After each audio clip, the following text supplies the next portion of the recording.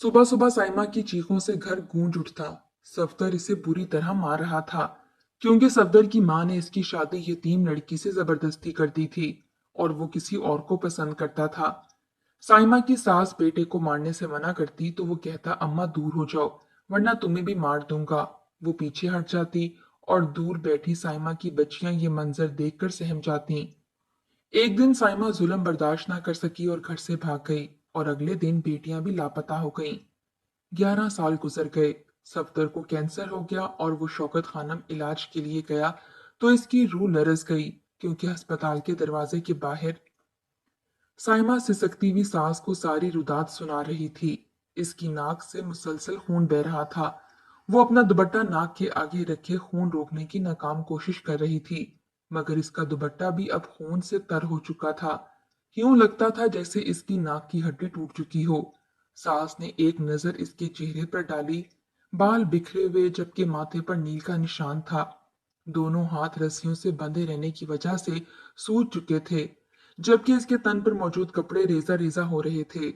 सास सब कुछ देखने के बावजूद एक गहरी सांस खारिज करके रह गई और फिर अपनी बहू के वजूद से नजर हटाकर कहने लगी, तो किसने कहा था तुझे कि अपने शौहर से उलझ?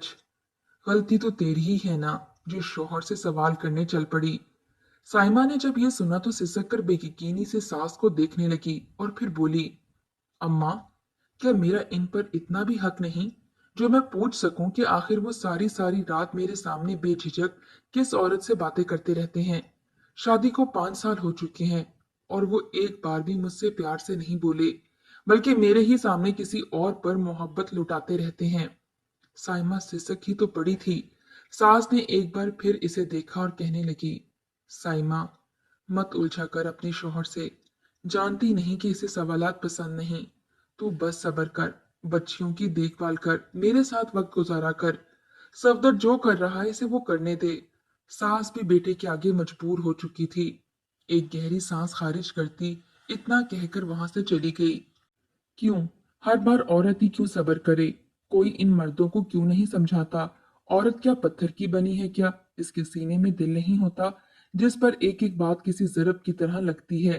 क्या इन पर यह फर्ज नहीं कि वो औरत को भी इंसान समझें, इसके साथ नरमी से पेश आए? जिस्मानी तकलीफ और जहनी दबाव दे देकर बेचारी साइमा की तो हालत ही खराब हो चुकी थी। वो कितनी देर रोती रही, चीखती रही। इसकी आंखों से आंसू बह रहे थे। इसकी मासूम बच्चियां कब से दरवाजे की ओर से झांक झांक कर मां को देख रही थीं। जब साइमा ने बच्चियों को देखा तो फौरन आंसू साफ किए और बच्चियों को कहने लगी कि जाकर सो जाओ, कुछ भी नहीं हुआ, तुम लोग दिल पर मत लो। बेचारी बच्चियां बाप के सुतम से डरी हुई थीं, ना कुछ बोलती ना ही कुछ फरमाइश करती। वो डरी सहमी बिस्तर पर जाकर लेट गई और टुकर टुकर माँ को देखने लगी, जबकि सफदर हर शय से बेगाना अभी तक मोबाइल में लगा था। इसे जरा भी परवाह नहीं थी कि कुछ देर पहले इसने आखिर क्या किया है। वो अपनी महबूबा के साथ खुशगपियों में मसरूफ था। साइमा सिसकते हुए दिल ही दिल में उस औरत को बद्दुआएं देने लगी जिसकी वजह से आज इसका शौहर इससे दूर हुआ था। मगर क्या फायदा, बीच में तो वो लाई गई थी। सफदर तो शुरू से ही किसी और को पसंद करता था। जब साइमा ने ये सोचा तो इसके आंसू जारों की तार बहने लगे। वो बेतहाशा रोने लगी। दिल पर लगा जख्म फिर से ताजा हो चुका था। इसकी तो जिंदगी ही इन अजियतों से दो चार थी। जब वो पैदा हुई थी तो माँ मर गई। बाप ने ही माँ और बाप का प्यार दिया। इसका बाप वैसे तो बहुत अच्छा था, मगर इसकी एक आदत बुरी थी कि वो जुआ खेलता था। धीरे धीरे इसे नशे की भी आदत लगने लगी। साइमा अब्बू को मना करती, मगर वो तो नशे का आदी हो चुका था। घर से बाहर ही नशा किया करता। आज तक घर में बेटी के सामने इसने नशा नहीं किया था। वक्त गुजरता चला गया और साइमा का बाप अक्सर अपनी सारी तनख्वाह ही नशे और जुए में उड़ाने लगा। यहाँ तक कि इसकी जहनी कैफियत और हालत देखकर इसे काम से भी निकाल दिया गया। नौबत यहाँ तक आ गई कि घर में अनाज का एक दाना भी ना बचा, मगर इसके बावजूद साइमा के बाप की ये लत ना छूट सकी। वो रोटी के बगैर तो जिंदा रह सकता था, मगर शराब के बगैर इसका दिन नहीं गुजरता था। इसने जुए में शराब की शर्त लगाना शुरू कर दी। वो जुएबाजी का माहिर था, हर बार जीतता और यूं इसकी शराब की तलब भी पूरी होती रहती। वो नशे की खातिर किसी भी हद तक जा सकता था। एक रोज जब इसने शर्त लगाई तो वो हार गया। सामने वाला इससे भी बड़ा खिलाड़ी था। इसने साइमा के बाप से 10 बोतलें मांगी, मगर वो कहाँ से देता? इसके पास तो एक आना भी मौजूद नहीं था। वो सोच में पड़ गया और कहने लगा, तुम किसी और शय की मांग कर लो, मैं इतना तो नहीं कर सकता।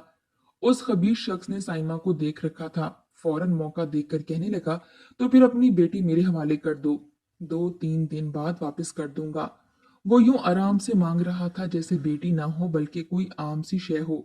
साइमा के बाप ने जब ये सुना तो वो गुस्से से आग बगोला हो गया। उठकर उस शख्स का गिरेबान पकड़ लिया और बोला, तुम्हारी हिम्मत कैसे हुई इतनी बड़ी बात कहने की? मैं तुम्हारी जबान खींच लूंगा। मगर वो शख्स तो हट्टा कट्टा और भरपूर जवान था। साइमा का बाप तो बड़ी उम्र को पहुंच चुका था। इसने एक ही जन्नाटेदार थप्पड़ इसके मुंह पर मारा और वो जमीन पर ऊंधे मुंह गिर गया।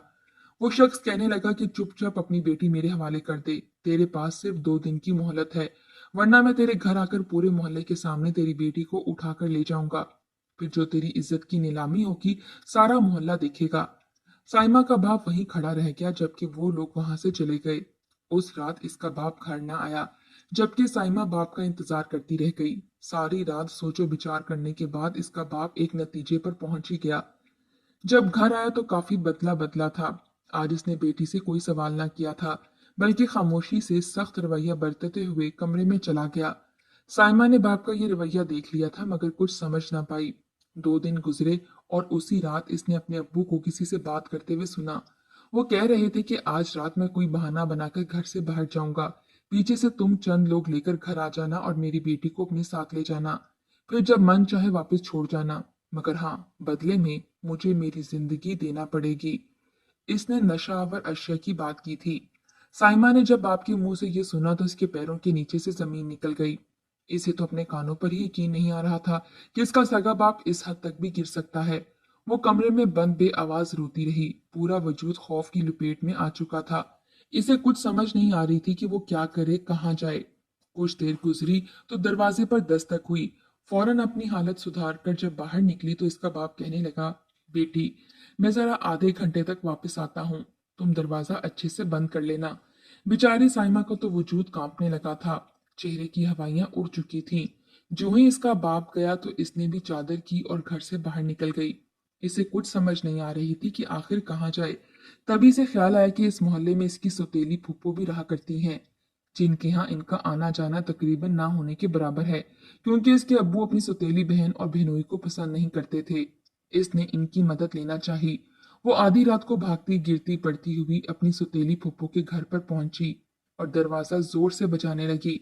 जब दरवाजा खुला तो सामने आधी रात को अपनी भतीजी को देखकर फूफो बुखलाकर रह गई।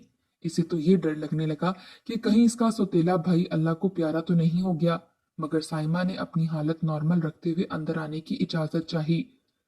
फुप्पो का शौहर भी वहीं पर मौजूद था। जब इसने साइमा को देखा तो माथे पर नागवारी से बल पड़ गए। इसकी फुप्पो इससे पूछ रही थी कि आखिर वो इस वक्त यूं तन तनहा यहाँ क्यों आई है। इसने बाप की जो भी बात सुनी थी सारी फुप्पो को बता दी।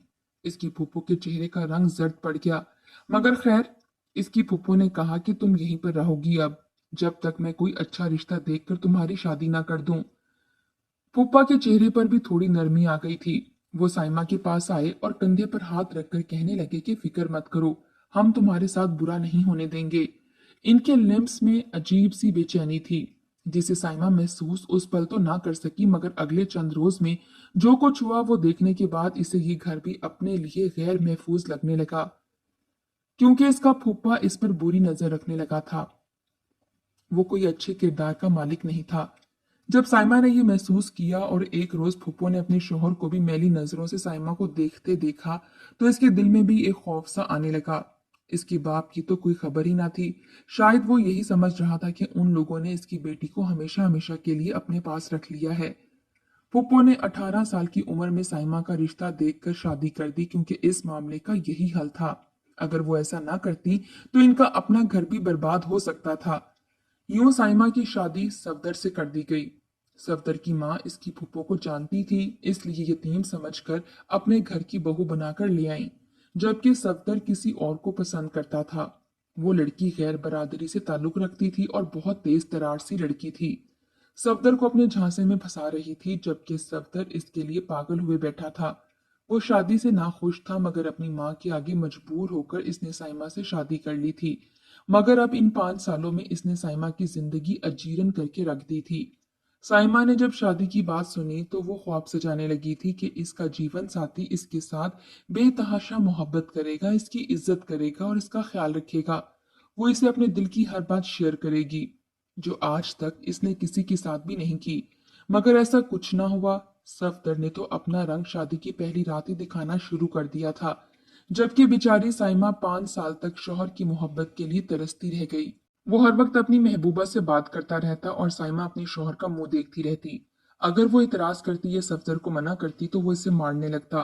सास भी पहले पहल बेटे को मना करती, इसे डांटती, मगर एक बार जब सफदर बीच सेहन में साइमा को मार रहा था और माँ छुड़वाने के लिए आगे आई, तो इसने माँ को भी लाठी दिखाकर कहा कि बस माँ, अब तू बीच में आने की कोशिश मत करना, वरना मुझसे बुरा कोई नहीं होगा। अगर तू अब इसको बचाने के लिए आई तो मैं तेरा भी लिहाज नहीं करूंगा, तुझे भी मारना शुरू कर दूंगा। आखिर तेरी वजह से ही तो मेरी जिंदगी बर्बाद हुई है। इतना सुनना था कि सास भी एक तरफ होकर खड़ी हो गई। दोबारा वो इन दोनों के मामले में ना बोली और यही कहा कि अपने मामलात खुद ही निपटाओ।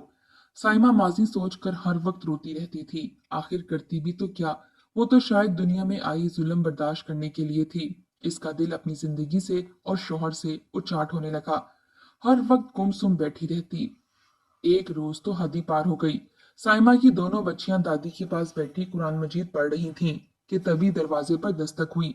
जब साइमा ने दरवाजा खोला तो सामने सफदर खड़ा था।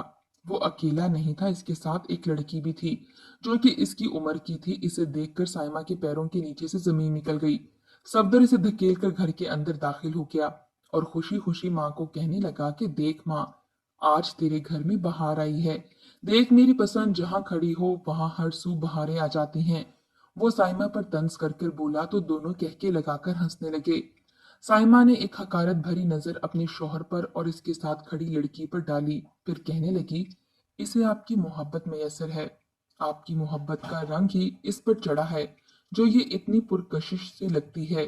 अगर आप मुझ पर भी अपनी मोहब्बत यूं ही लुटाते, मुझे पलकों पर बिठाकर रखते और मेरे दिल का हाल जानते, तो शायद आज मैं इससे भी ज्यादा हसीन और पुरकशिश होती, क्योंकि मेरा और आपका रिश्ता ही हलाल था, ना कि हराम, इस लड़की की तरह। इतना सुनना था कि उस लड़की के चेहरे पर जर्दी आने लगी। वो गुस्से से सफदर को देखने लगी। इतना सुनना था कि सफदर आगे बढ़ा और साइमा को मारने लगा। आज तो इसने हद ही पार कर दी थी। शोर की आवाज सुनकर मोहल्ले वाले घरों से बाहर निकल आए थे। सास को खामोश देखकर दोनों बच्चियां छोटे छोटे हाथ बाप के कदमों पर रखकर कहने लगी कि अब्बा मत मारो माँ को, खुदा का वास्ता है छोड़ दो इसे। मगर जब तक सफदर का सांस नहीं फूल गया, इसने साइमा को ना छोड़ा। साइमा को भी जैसे रोना आ ही नहीं रहा था। वो मार खाकर लहूलुहान हो चुकी थी। नाक और मुंह से खून की धारें निकल रही थीं।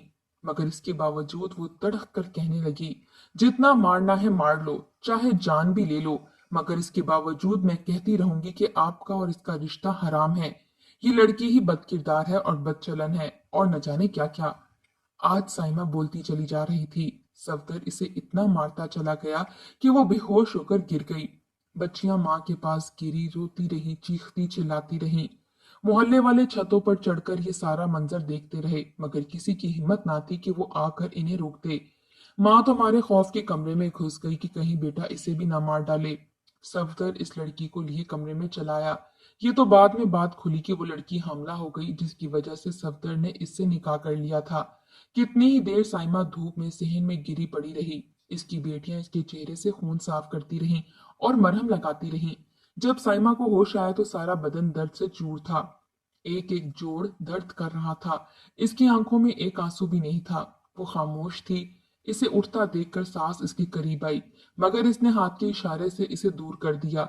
बच्चियां रो रो कर इसे पुकारती रही, मगर वो बर्फ का मुजस्मा बनी बैठी रही, गोया पत्थर की हो चुकी हो। इसके कमरे में तो सफदर अपनी बीवी के साथ मौजूद था, जबकि सारी रात तीनों माँ बेटियां वहीं बैठी रहीं। सास ने एक बार आकर इसे उठाना चाहा, मगर इसने कोई जवाब न दिया। सुबह हुई तो हर सू खामोशी थी। सास कमरे से बाहर निकली तो इसकी पोतियां बाहर सेहन में बिछाई चारपाई पर सो रही थीं, जबकि साइमा वहां मौजूद ही न थी। सास ने बहू को आवाजें दी, मगर वो तो कहीं भी मौजूद ना थी। भागकर बेटे के कमरे का दरवाजा खटखटाया और कहने लगी कि साइमा घर में मौजूद नहीं है, न जाने कहाँ चली गई है। वो भी गुस्से से कहने लगा कि मर गई होगी, कब्र में जाकर देखो वहीं पड़ी मिलेगी। वो दिन के 11 बजे उठा और साइमा को एक दफा ढूंढ कर आया, मगर वो तो कहीं भी ना थी, ना ही अपने मैके में मौजूद थी। वहीं दोनों बच्चियां माँ का लापता पाकर कितनी ही देर रोती रहीं। इनकी आंखों से तो आंसू ही नहीं रुक पा रहे थे। वो माँ को पुकार कर रोती तो सफदर इन्हें मारता झड़कता। अब तो नई माँ का भी जुल्म सहना पड़ता था।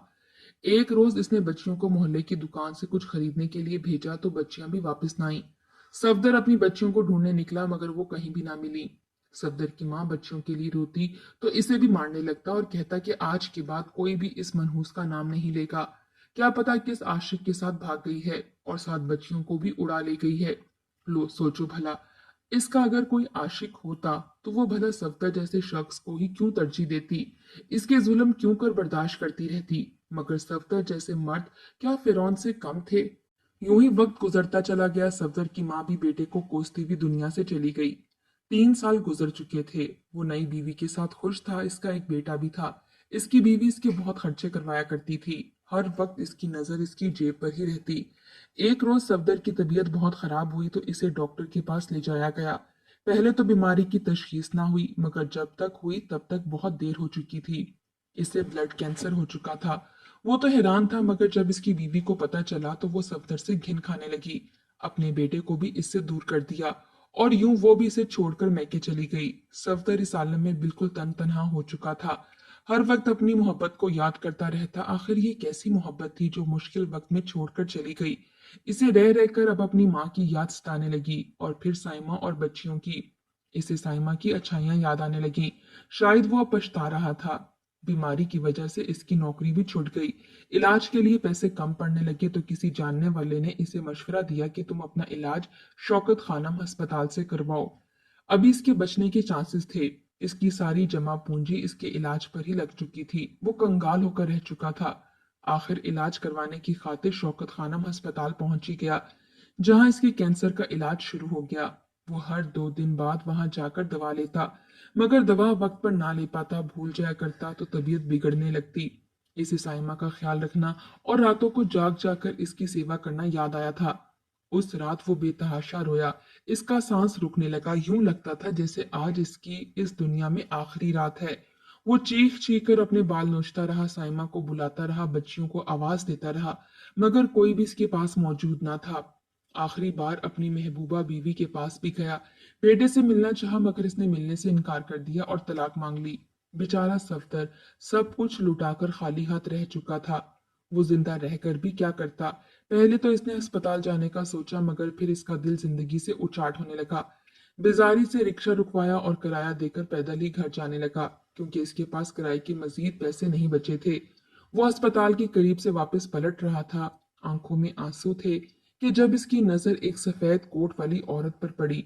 अकब से यूं लगा जैसे ये इसकी बीवी साइमा हो, जो अब प्रोफेशनल अंदाज में अस्पताल के अंदर जा रही थी। वो बुखलाकर फौरन उस जानिब दौड़ा और खुश्क हलक तर करके बामुश्किल बोला, साइमा।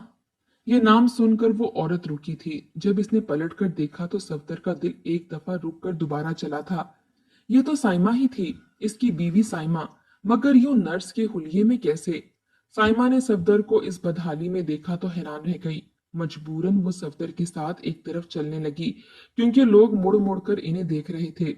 सफदर रोते हुए सारी रुदात सुनाकर माफिया मांगने लगा, जबकि साइमा यूं ही पत्थर बनी थी। सफदर के जहन में कई सवालात थे, जिनके जवाब में साइमा कहने लगी, मेरे अब्बू ने मुझे एफएससी तक तालीम दिलवाई थी। मैंने अव्वल पोजीशन ली थी जिला भर में, मगर फिर जिंदगी ने अपने ही सबक सिखाना शुरू कर दिए और मैं तुम जैसे शख्स के साथ रहकर अपनी अहमियत खोने लगी। खुदा गवाह है, जब से तुमसे दूर हुई हूँ मैं कामयाब हो गई हूँ। सरकारी अदारे से नर्सिंग की ट्रेनिंग ली, एक दिन बच्चों को भी अपने साथ ले आई और तुमने एक दिन भी इनको ढूंढने की कोशिश नहीं की। दिन रात अपने लिए नहीं, अपनी बच्चियों की खातिर मेहनत की, कर्जा उठाया और आज मैं खुद पर फख्र करती हूँ। सफदर खुद को जमीन में धंसता महसूस कर रहा था। वो हीरे को खो चुका था। वो उसी अस्पताल में नर्स के फराइज सर अंजाम दे रही थी। वो माफिया मांगता रहा, मगर साइमा ने इसे माफ ना किया। मजबूरन सर झुकाए जिंदगी से बेजार सफदर एक ना खत्म होने वाले सफर की जानिब चल दिया। جبکہ سائمہ گہری سانس خارج کر کے مسکرا کر اندر چلی گئی۔ وہ مطمئن تھی